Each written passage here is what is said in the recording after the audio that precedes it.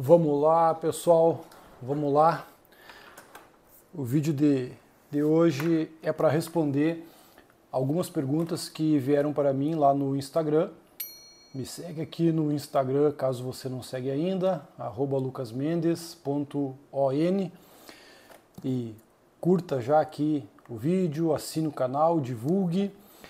E é em torno, né, da leitura do A Poeira da Glória, que eu fiz. Tem um vídeo anterior aqui em que eu comento mais longamente o livro, muito num sentido até testemunhal da minha experiência com A Poeira da Glória. E então vamos lá para as perguntas que me fizeram no Instagram. A primeira pergunta: qual a sua formação? Bem, a minha formação, eu sou formado em economia, eu me formei em 2005. Na época, então, eu fiz um estudo sobre teoria austríaca do ciclo econômico e fiz uma análise comparativa com a teoria dos ciclos econômicos do economista russo Nikolai Kondratiev. Pensa que a faculdade eu fiz ali, né, no início dos anos 2000, então estudar a escola austríaca naquela época era uma coisa muito esquisita, ainda mais aqui no interior do estado do Rio Grande do Sul, mas era esquisito no Brasil como um todo, porque o molde das nossas universidades é keynesianismo, marxismo e um pouco de economia neoclássica também tem espaço. E eu estudei então naquela época escola austríaca, que era a minha obsessão na época, e foi essa formação. Depois eu ganhei um prêmio na minha formatura, que foi uma bolsa de pós-graduação, fiz uma pós em gestão de negócios. Aí depois eu fiz um mestrado em filosofia e ética pela Universidade Federal de Santa Maria, onde eu estudei John Rawls e o libertarianismo. Meu projeto de pesquisa era do liberalismo de Mises ao libertarianismo de Rothbard.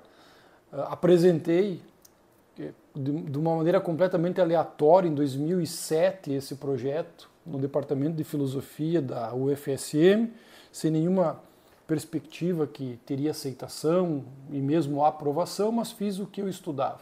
Para a minha surpresa, entre os 86 postulantes ao mestrado, eu fiquei em segundo lugar. Tinha um professor que estudava filosofia política, o professor Ricardo Bins de Nápoles, e ele estudava John Rawls, então os temas da teoria da justiça, do libertarianismo, passeavam ali pelos interesses dele, e por isso ele resolveu me adotar. E eu fiz lá o meu trabalho, porém em John Rawls, como foi me proposto na banca, lá na entrevista, que eu deveria mudar um pouco o escopo, né?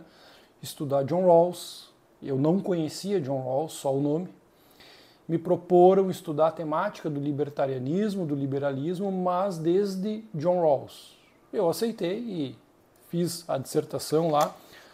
Aprendi bastante estudando, né, de uma maneira mais formal e até profissional, digamos, então, né, a partir da orientação do professor Ricardo, dos professores do mestrado, a estudar, né, formatar, fazer uma dissertação, escrever artigos, defender a dissertação, enfim. Foi uma experiência que contribuiu com a minha jornada de estudos. Em meio a isso, eu sempre estudei com o Olavo, né, seja lendo os livros dele, os artigos e fazendo cursos, isso desde 2001, 2002. E essa influência do Olavo na minha jornada acadêmica foi muito marcante. Eu lia muito Olavo em casa. Eu deixava de ler coisas da faculdade, lá nos anos 2000, para ler Olavo, ler os livros do Olavo e tal. E depois, lá em 2011, eu fui aos Estados Unidos e fiquei um mês lá e visitei muito o Olavo, ia lá nos lá no Throat Speak dele, e ia nas aulas do COF lá, enfim, tive uma vivência um pouco próxima lá com o Olavo em 2011, quando eu fui para lá. Embora eu tenha conhecido ele pessoalmente nos Fóruns da Liberdade aqui em Porto Alegre, ali em 2003, 2004 e 2005 que ele ia. Então, mas o Olavo foi uma figura decisiva nessa minha formação nos primeiros 15 anos. Comecei a me afastar do Olavo intelectualmente com a influência do livro do César Ranqueta Júnior, Da Direita Moderna à Direita Tradicional. Na verdade, com Eric Voegelin antes já teve um certo afastamento, mais do liberalismo e libertarianismo, na verdade. Mas com o César Ranquetá Júnior eu consegui me afastar mais intelectualmente da influência do Olavo. E agora, com a leitura do Poeira da Glória, eu consegui ver também os riscos que existem na própria perspectiva, que existem no próprio tradicionalismo político apresentado pelo César, que tem o risco de virar sim uma ideologia, né? Uma ambição, uma pretensão de identificar a própria identidade nacional, que é um tema tratado pelo Martim na Poeira da Glória. Um dos eixos desse livro é abordar como todos os esforços literários, intelectuais, de inúmeros pensadores brasileiros de encontrar, de descobrir, de descrever uma identidade nacional, todas elas são objetivos frutos de um fetiche de conceito, frutos de uma exaltação imaginativa ou de uma ficção propriamente dita, que não condiz com a estrutura do real do Brasil.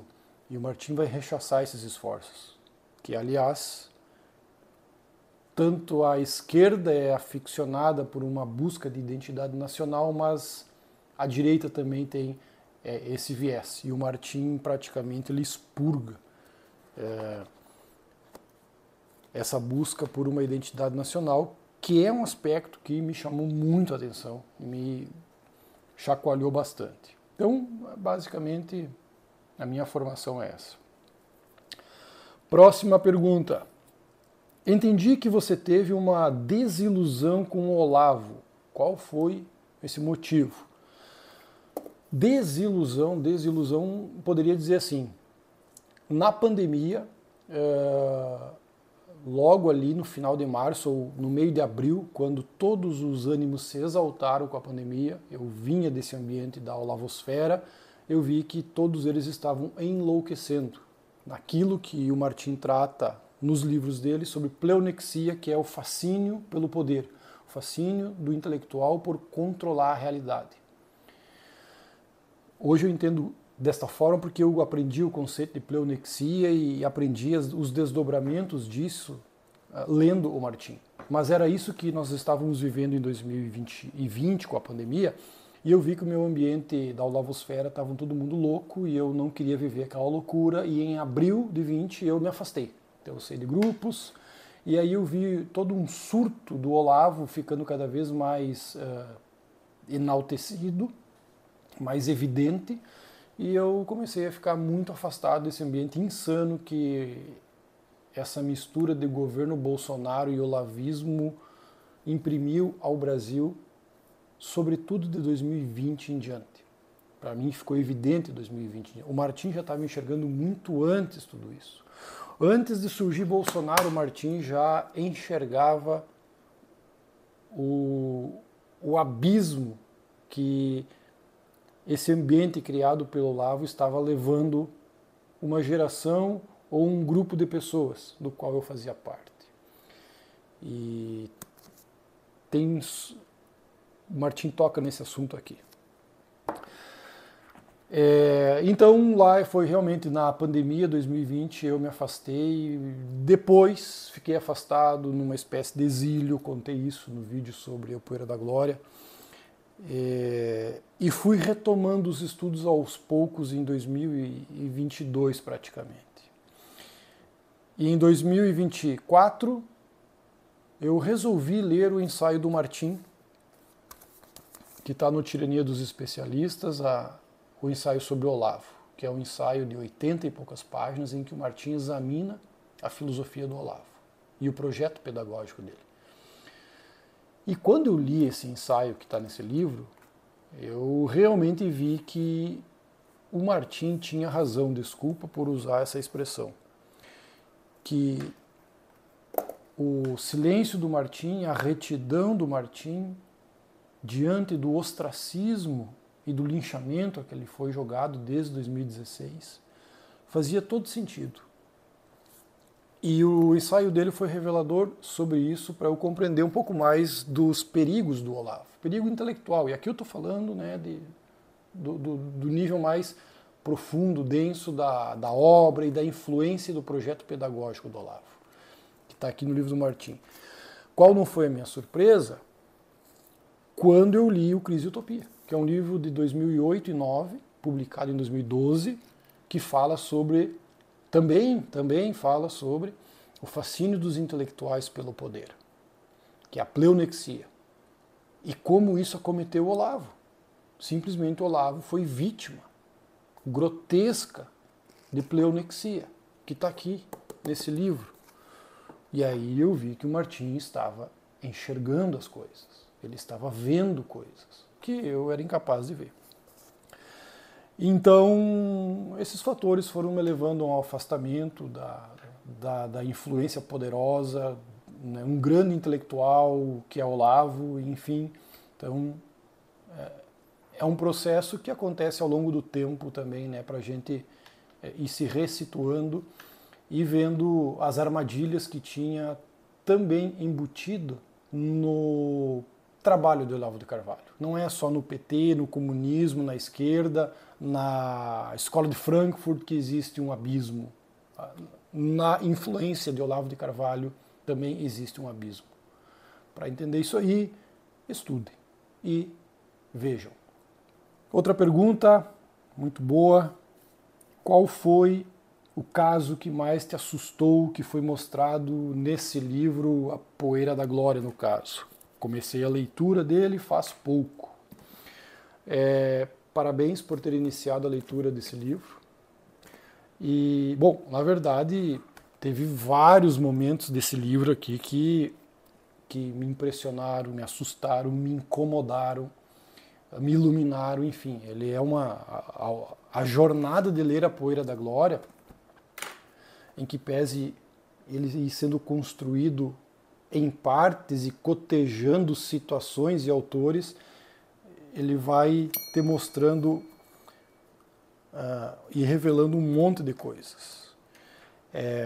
Poderia pontuar num primeiro lugar a falsidade e a ficção de que a literatura é fonte de conhecimento histórico do Brasil, como querem muitos, ou a maioria, aqui no Brasil, de querer ensinar a história do Brasil a partir da literatura. O Martim simplesmente implode com essa crença, com essa tentativa. Então isso me chamou muito a atenção, porque eu tenho visto muitos tentando falar em conhecer a história do Brasil pela sua literatura, e o Martim simplesmente rechaçou totalmente essa pretensão.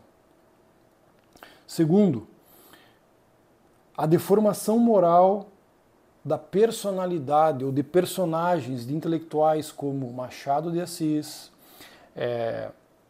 Euclides da Cunha, Lima Barreto, Sérgio Buarque de Holanda, Mário de Andrade, Oswald de Andrade, como que esses literatos, que é a trama do livro, como que esses literatos intelectuais, ao terem almas completamente deformadas, ao serem pessoas degeneradas moralmente, distorceram ou então assim perverteram a história do Brasil em sua literatura, de tal modo que eles não têm esse valor de virtuosismo ou, como eu disse antes, de fonte histórica para conhecer o Brasil como alguns pretendem. Então essa também foi uma coisa que me chamou muito a atenção ao longo do livro, que é o esteio do conteúdo do livro, né? A partir da análise desses grandes literatos e de suas obras, o Martim vai cotejando a obra,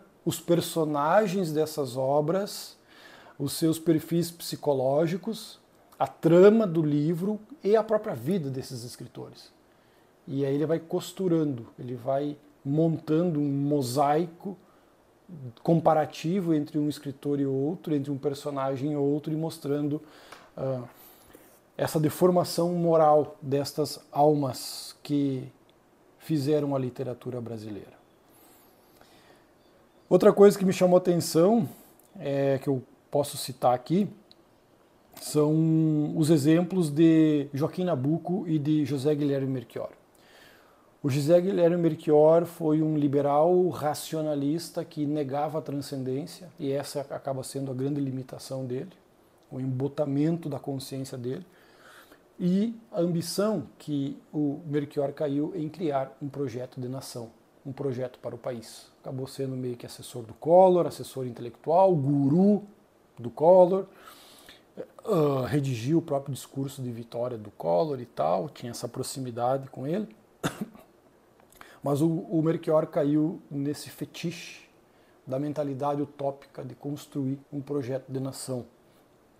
E o Martim faz um exame sensacional do José Guilherme Melchior, mostrando que mesmo pensadores liberais incorrem no mesmo erro dos intelectuais desenvolvimentistas, dos projetos de desenvolvimento econômico do Brasil, de querer construir um projeto fáustico de economia, de política e de país. O grande problema desses projetos grandiosos de poder, de planejamento econômico, é que eles abolem o grande valor do ser humano, da vida humana, que é a liberdade interior. Eles sufocam e, no limite, eles abolem essa riqueza de mais alto valor que o indivíduo tem, e ao mesmo tempo em que é fruto de uma pleonexia, que é esse fascínio dos intelectuais pelo controle da realidade, pela manipulação da realidade, e que sempre nos levam a um abismo. Não à toa, todo o projeto de desenvolvimento econômico do Brasil, iniciado nos anos 40, 50, com Getúlio, com Juscelino Kubitschek, vitaminado pelo regime militar, e veio lá o milagre econômico, acabou numa implosão desse regime, desse sistema, no início dos anos 80, com crise da dívida e tudo o que decorreu dos anos 80 até hoje. Então, o Martim aborda isso também no livro, e para mim foi muito interessante e esclarecedor essa parte aí. Sobre o Nabucco, a busca de um equilíbrio, da construção do verdadeiro estadista, de um homem que estava preocupado com a escravidão do regime, mas não meramente da escravidão de uma estrutura de poder, de um regime econômico e político. O Nabucco tinha a sensibilidade correta do problema da escravidão da nossa alma. E ele buscou esse equilíbrio entre criticar e examinar a escravidão do regime, mas também sempre atento ao problema da escravidão da alma do indivíduo. Então, essa análise que o Martim faz sobre Nabucco, lá quase no fim do livro, ela é muito esclarecedora e muito importante. Por fim, me chamou a atenção o conceito que o Martim trabalha no fim, baseado, eu acho que em Oakeshott, eu não lembro qual é o autor, de liberdade exterior e liberdade interior. É que ele diz que o liberalismo ideológico ele defende e trabalha em prol de uma liberdade exterior, portanto sempre limitada, sem qualquer conexão com a transcendência, e esse é um conceito importante do livro, né, a noção de transcendência, ou a falta dessa noção e as consequências desastradas que o indivíduo incorre quando nega, esquece ou rompe com esta relação com o transcendente. E o conceito de liberdade interior, que é justamente a consciência da transcendência, a consciência que esse é o valor maior que nós temos, bem como dos riscos que existem quando você acaba focando em demasia a liberdade interior, você pode incorrer em riscos também. Então o Martim consegue te alertar sobre isso. Porque afinal de contas o Martim ele vai implodir toda a tentativa de construção de modelos, de doutrinas e de regimes para construir um mundo melhor, seja à esquerda, seja à direita. E aí eu falo com vocês, liberais, conservadores, tradicionalistas. O Martim não se encaixa nessas caixinhas. E é por isso, inclusive, tenho certeza que ele é menosprezado pela esquerda, mas também menosprezado e ostracizado pela direita. Porque nem os liberais vão encontrar eco e voz em Martim, nem tradicionalistas católicos vão encontrar eco e voz no Martim, porque ele não está em busca de uma doutrina reformadora da sociedade, reestruturadora da sociedade brasileira, ou melhoradora dessa estrutura e desse regime.